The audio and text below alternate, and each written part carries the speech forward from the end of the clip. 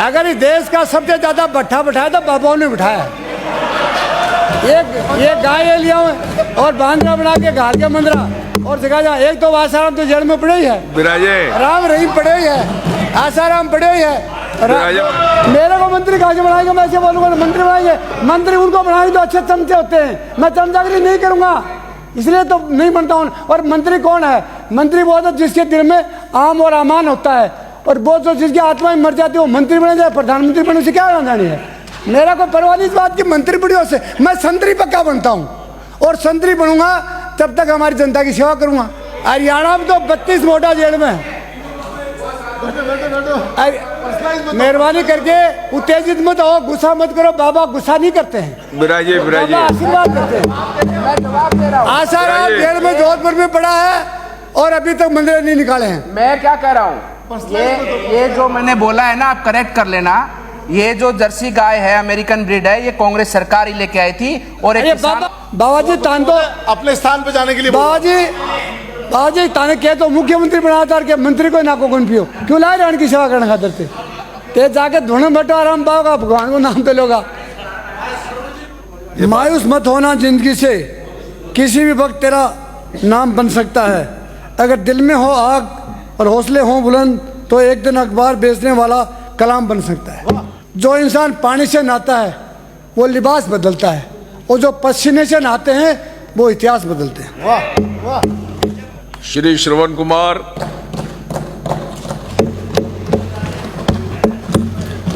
माननीय सभापति महोदय जी, आज मांग संख्या 29, 37 और 47 पे आपने मुझे बोलने का मौका दिया, इसके लिए मैं आपको धन्यवाद दूंगा।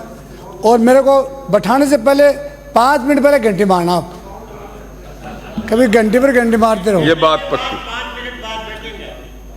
मायूस मत होना, जिंदगी से किसी भी वक्त तेरा नाम बन सकता है। अगर दिल में हो आग और हौसले हो बुलंद तो एक दिन अखबार बेचने वाला कलाम बन सकता है।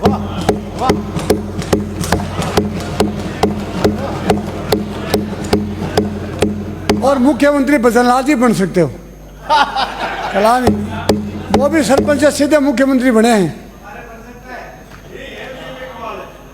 जो इंसान पानी से नहाता है वो लिबास बदलता है, और जो पसीने से नहाते हैं वो इतिहास बदलते हैं। वाह वाह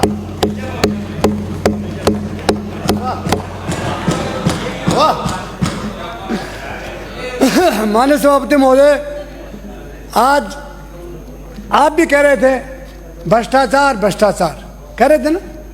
एक बार यहाँ डिबेट चल रही थी इस पे नरेगा पे, तो सारा सदन रात को 11 बजे 12 बजे 2:30 बजे चलता था, तो 2-10 बजे में छूट जाता है पीछा। 9 बजे भाषण हो रहा था कि नरेगा पे अपार भ्रष्टाचार है। तो मेरा नंबर आया तो मैंने कहा भ्रष्टाचार करता कौन है? भ्रष्टाचार ये सदन करता है। तो सब चौंक रह गए। मैं कहा तुम ये बताओ, मंत्र और तंत्र 2 केस हैं। मंत्र तो मंत्री होते हैं और तंत्र अफसर होते हैं। अगर मंत्री का मंत्र ठीक लगेगा तो तंत्र अपने आप फड़फड़ाएगा। पर मंत्र वाला क्या सोचता है कि भाभी रांड हो जाए, भाई जिंदा रह जाए, कि मैं तो केवल खा लूं और नीचे वाला खाए नहीं, दोनों मिलके ही काम गड़बड़ करता है। जब मैं कहता हूं अब भी आप भ्रष्टाचार की बात करते हो, और ये जो सारा सिस्टम क्लेम्स हो रहा है ये भ्रष्टाचार के चलते हो रहा है। और मैं आज मेरी वजह से हो रहा है, मेरी, हाँ हमारे कारण बीच में नहीं बाबा जी तान तो अपने स्थान पे जाने के लिए बाबा जी ताने कह तो मुख्यमंत्री बना था कि मंत्री को नाको कौन पियो क्यों लाए रान की सेवा करने खातर ते जाके धोने बटो आराम पाओगा, भगवान को नाम पे लोगा। क्या नहीं, क्या हो गया? मेरे को मंत्री कहा बनाएंगे, मैं ऐसे बोलूंगा मंत्री बनाएंगे। मंत्री उनको बनाएंगे तो अच्छे चमचे होते हैं, मैं चमचागिरी नहीं करूंगा, इसलिए तो नहीं बनता हूं। और मंत्री कौन है? मंत्री वो होता है जिसके दिल में आम और अमान होता है, और वो जो जिसकी आत्मा में मर जाती है वो मंत्री बने जाए, प्रधानमंत्री बने से क्या जानी है। मेरा कोई परवाह नहीं इस बात की मंत्री बढ़ियों से, मैं संतरी पक्का बनता हूं और संतरी बनूंगा तब तक हमारी जनता की सेवा करूंगा। आप ये कह रहे हो कि हमारे भ्रष्टाचार बहुत है, बाजार सारा सदन आज मुख्यमंत्री भी है आ जाएंगे 29 तारीख को सारा सदन बैठेगा, माननीय तो सारे सदस्य- कह दोगे एक पैसा नहीं खाएंगे, अपना बंद हो जाएंगे नीचे वाला तंत्र। आप विषय भूल रहे हो। विषय पर ठीक है, ये विषय तो यही बढ़िया है, लेकिन अच्छा नहीं लगता है। मैं एक बात कह रहा हूं कि अगर आपको सबके दिल में भावना हो जाए कि राजस्थान को हमें पवित्र बनाना है, राजस्थान को सुदृढ़ बनाना है और राजस्थान की प्रत्येक स्कीम को क्रियान्वित करनी है, तो भ्रष्टाचार से मुक्ति पानी ही पड़ेगी। और जब तक आज ये कहते हैं कि आयुर्वेद की बात करते हैं, 1000 आयुर्वेद हॉस्पिटल हैं, 83 यूनानी, 355 होम्योपैथिक है। आप ये बताइए, एक जमाना था कि वैद्य हाथ की नाड़ी देख के बता देता था कि तूने 5 दिन पहले क्या खाया था। अब का वैद्य क्या करता है, कोडापायन गोली लाता है और पीस के पुड़िया बना लेता है, उसको दे देता है, बोलता तू ठीक हो गए। ठीक तो था ही, कोडापायन गर्मी लाएगी ठीक हो जाऊंगा। हमारा वैद्य अपनी अभी हमारे पारिजी ने बताया ना कि अपना नाम वैद्य लेने से शर्माने लग गए। आप मैं मेले करने से शर्माने लग जाऊं या जनता का सेवक करने से शर्माने लग जाऊं, मैं क्या काम करूंगा। मुझे अपने कर्म के प्रति उदासीनता नहीं होनी चाहिए। मैं जो कर्म पे जीत के आया हूं, मैं जिस सब्जेक्ट से मैं डिग्री करके आया हूं, उस डिग्री के प्रति हमारा उत्साह होना चाहिए। वैद्य कहता है मेरे को डॉक्टर कहा करो, डॉक्टर बनने के बाद तो भगवान बन जाएगा क्या। तुम अपने वैद्य हो, वैद्य के नाम से लोग श्रद्धा से जीवनी मानते थे वैद्य को। वैद्य खत्म हो गए, यूनानी खत्म हो गए, होम्योपैथिक वाले सफेद गोली देते, फिर कहता कोडापायन और ले लो क्या, तो कोडापायन से दुखी हो गए तो आपके पास आए थे, आप फिर कोडापायन देने लगे। मैं आप बता रहा हूँ मंत्री जी, हमारे उप मुख्यमंत्री जी, आज जो सिस्टम है वो सिस्टम क्लैश हो गया। यहाँ उसका एडमिनिस्ट्रेशन खत्म हो गया, वैद्य खत्म हो गया तो हो गया, पर हमारा एडमिनिस्ट्रेशन खत्म होगा। कौन जाके चेक करता है, कौन कहता है बेड टाइम पर आ नहीं आया, दवाई टाइम पर आ नहीं आई, किसको दिया कि नहीं दिया, कोई है एडमिनिस्ट्रेटर। जिसको भी हमने ड्यूटी दिया वो ड्यूटी वाला मिल करके अपनी ड्यूटी को भूल जाता है और गांधी जी की चिट्ठी से लग जाता है। जब तक ये गांधी वाली चिट्ठी धूमिल नहीं होगी ना, तब तक ये मामला सेटराइट नहीं होगा।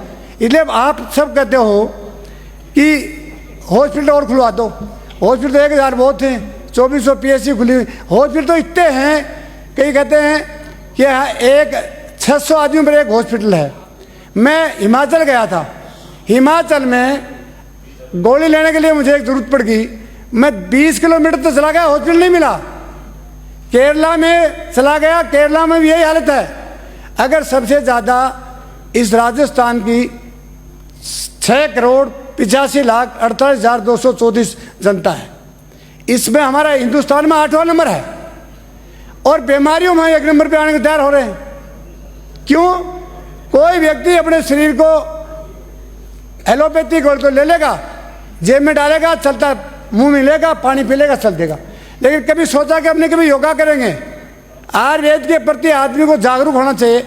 आयुर्वेद में इतनी ताकत है, मैं दावा के साथ कह सकता हूं कि अगर किसी भी पत्ते को आप खाओगे वो आयुर्वेद है। एक आदमी 3 साल तक डॉक्टर के चक्कर में 7 ऑपरेशन करा लिए, पेट में गड़बड़ थी। हमने उसको 4-5 चीजें बताई कि सैंधव के पत्ते, बील के पत्ते, तुलसी के पत्ते, आम के पत्ते, अमरूद के पत्ते, 10 पत्ते तुम डेली बना के खा लिया करो, ठीक हो जाओगे। वो ठीक हो गए। बोलो भाई साहब ठीक हो, वास्तव में ठीक हो गए हम तो। मैं कह रहा हूँ हर आदमी में आयुर्वेद है, पर कोई यूज ही नहीं करता है। केवल गोली लिया, पत्ता देना, पत्ता देना, पत्ता देना, पत्ता लेते जाओ और पत्ता के कटता जाएगा। बूंदी से आने वाले माननीय सदस्य हंस रहे हैं। कोई भी इनकी बीमारी आए तो आप इलाज बताना। आप ये तो हंसने से कोई फायदा नहीं मिलेगा, आप हंसते रहना, फिर मेरे को फायदा मिल जाएगा 5-4 मिनट में। अब कोरोना में आयुर्वेद की, आपको मालूम, कोरोना में केवल बगैर पैसे की चीज थी गिलोय, गिलोय का पत्ता और गिलोय की जड़ का। गिलोय एक ऐसा बेल है, अगर 6 महीने तक आपने फर्श पे डाल दी तो भी नहीं सूखेगी। 6 महीने तक अगर आपने फर्श पे डाल दी तो भी वो सूखेगी नहीं, उसका गुण दोष खत्म नहीं होगा। उसका हमने काढ़ा बना के पिया, लोगों ने कोरोना ठीक होगा। क्या हो गया? अमृता गिलोय। क्या तकलीफ है? अगर तकलीफ है तो 15 मिनट बाद मिलना। और दिल में कोई गड़बड़ है तो दिल में रखना, बोल के समय खराब मत करो, ना घंटी बजा देंगे कोई भाई जाने। संजीवनी को तो हम भूल गए और हम लग गए उन चीज़ों के जो खाद्य पदार्थों में मिलावट वाली है। मिठाई खाने लग गए, पनीर खाने लग गए। अगर हमने जड़ी बूटियाँ खाई, अगर हमने खींप की फलियों का हमने सब्जी खाया तो 20 रोग खत्म होते हैं। क्या? पेट में कभी गड़बड़ नहीं होगी। क्या नाम बताया आपने? खींप की खिपोड़ी बोलते हैं उनको, फलियों का। अगर हमने करेले खा लिए बाढ़ पर से उतार के 50 रोग खत्म हो जाएंगे। पर कहा पनीर बहुत अच्छा लगता है और चाऊ माऊ बहुत अच्छी लगती है। मैं कहा चाऊ माऊ खाओ तो चाऊ माऊ हो जाओगे।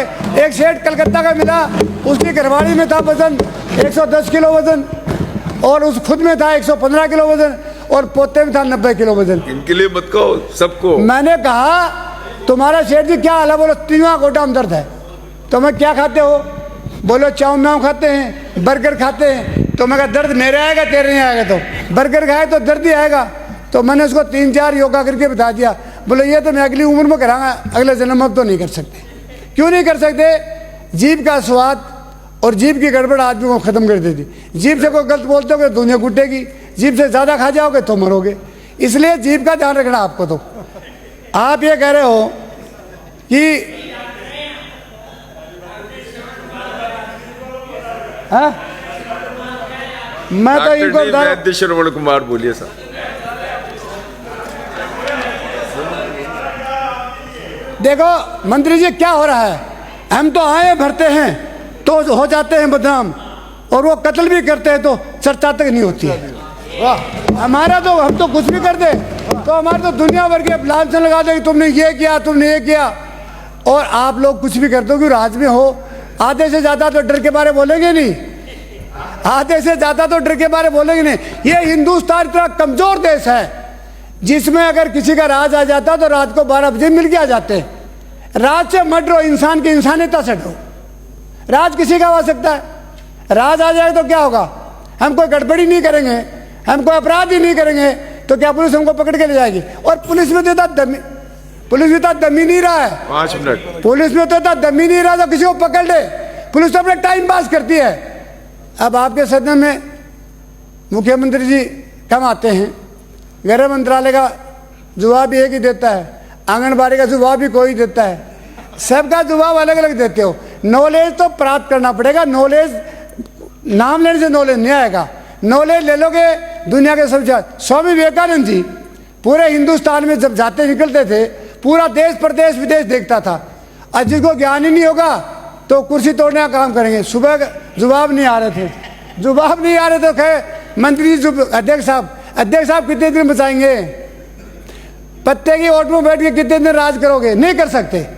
दम पे करो। फौजी क्या करते हैं? एडी और पंजे के पास नौकरी करोगे तो हिंदुस्तान के सबसे बड़े सोल्जर बन जाओगे। और किसी आशाने में खाना बनाओगे तो सैनिक नहीं बन सकते, वो बैटमैन नहीं बन सकते। इसलिए आदमी के पास ये नॉलेज होना चाहिए और सबसे बड़ा तो आत्मबल होना चाहिए। आत्मबल जिसके पास नहीं है वो व्यक्ति दुनिया का सबसे कमजोर व्यक्ति है। और आत्मबल कब आएगा? जब उसके दिल में सत्यता होगी। सत्यता नहीं होगी, कमजोर होगा। आदमी कमजोर वही होता है जो रिश्वतखोर होता है, अपराधी होता है और दूसरों के चापलूसी करता है। चापलूसी करने वाला आदमी डेली मरता है, चापलूसी करने वाला सुबह से शाम तक 100 बार मरता है और बहादुर आदमी जिंदगी में 1 बार मरता है। आपको मालूम है शेर अगर जंगल में मर भी जाएगा तो गिद्दड़ 6 महीने तक उसके पास नहीं जाएंगे। उनको क्या मालूम मर गया? देख तो सकते ही नहीं ना। और गिद्दड़ मरेगा तो हजारों माखियां उसके पास आ जाएंगी। क्यों? मरा हुआ तो है ही पहले से ही और मरी गया ही। आप देखो, आप अभी बात कर रहे हो, ये तो आयुर्वेद वाली बातों में बहुत ज़्यादा लंबी है पर कह दूंगा। अब आप आइए गौ माता पे। गौ माता है ही कहाँ? मैं आपको ईमानदार से कह रहा हूँ। वो मुख्यमंत्री जी, हमारे सिंघाना में एक गाय थी, एक हाथी के 10 गाय थी 16, वो पहाड़ में चढ़ने के लिए चली गई और एक गाय वहाँ पे आ गई रात को। और वो रात को नहीं आई तो घरवालों की चिंता हो गई और रात को उसी गाय के उस बछड़े को खाने के लिए जर खा गया। मैं सभापति महोदय ईमानदार से कह रहा हूँ, वो गाय ने उस जर को सींग डाल के मार दिया। और जब सुबह गए तो उसने क्या किया, देखा तो उसमें जर्ग मरा हुआ था और गाय बड़ी चिंगी हुई थी और उसको लेके आ गए। उनमें भाव था, भावना थी और वो अपने बच्चे के प्रति उत्तरदायी थी। आज की ये जर्सी गाय जो देश में गंदा ब्रीड आ गया, इसके बछड़े को चाहे कुत्ता साहब पास में बड़ा बड़ा खाते रहे, परवाह नहीं करेगी। क्यों नहीं करेगी? उसमें भावना ही नहीं है, उसमें दया ही नहीं है, उसमें अपनत्व नहीं है। और जिस दिन से हिंदुस्तान के अंदर हमारे जर्सी गायों का दूध पीने लग गया, उस दिन से गांव की शर्म, लिहाज, लज्जा, प्रेम भाव सब खत्म हो गया। बाप को बेटा नहीं मानता, घरवाली पति को नहीं मानती, भाई को भाई नहीं मानता। क्यों? जो जैसा खाओगे अन्न वैसा हो जाएगा मन। कौन है? मैं तो थोड़ी बाबा लेके आया था, बाबा विदेश गया था, आपने गा लिया। मैंने वही सुना था, बाबा गए थे विदेश में, अगर इस देश का सबसे ज्यादा भट्ठा बिठाया तो बाबाओं ने बिठाया। एक गाय लिया और बांद्रा बना के घाल के मंदरा और सिखा जा। एक तो आसाराम तो जेल में पड़े ही है, विराजे राम रहीम पड़े ही है, आसाराम पड़े ही है, विराजे माननीय सदस्य राजपाल के वो हरियाणा में तो 32 मोटा जेल में। मेहरबानी करके उत्तेजित मत हो, गुस्सा मत करो, बाबा गुस्सा नहीं करते हैं, विराजे विराजे बाबा आशीर्वाद करते हैं। आसाराम जेल में जोधपुर में पड़ा है और अभी तक मंदिर नहीं निकाले हैं। मैं क्या कह रहा हूँ, ये जो मैंने बोला है ना, आप करेक्ट कर लेना। ये जो जर्सी गाय है, अमेरिकन ब्रीड है, ये कांग्रेस सरकार ही लेके आई थी और एक